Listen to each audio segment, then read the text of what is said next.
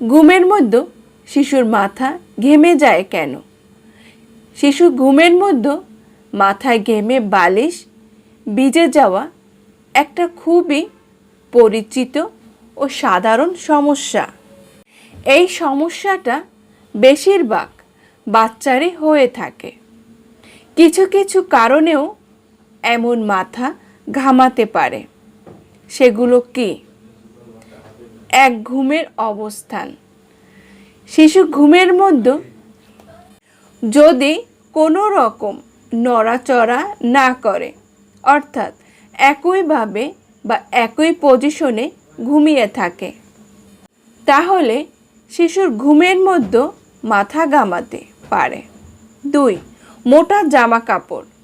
মোটা জামা কাপড় বা কাঁথার ভিতরে থাকলে শিশুর শরীরে তাপমাত্রা বৃদ্ধি পেলে অবশ্যই বাচ্চার দিকে খেয়াল রাখবেন।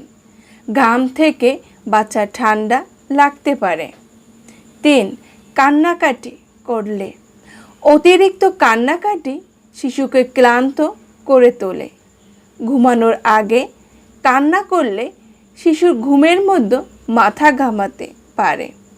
4, ঘরের তাপমাত্রা। ঘরের তাপমাত্রা অতিরিক্ত গরম হলে বাচ্চার অস্বস্তি হয়।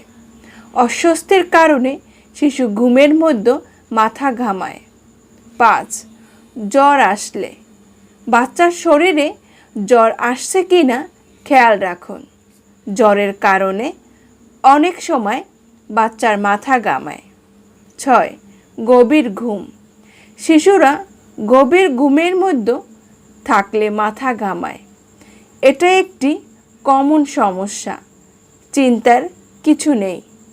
ভিডিওটা ভালো লাগলে শেয়ার করবেন।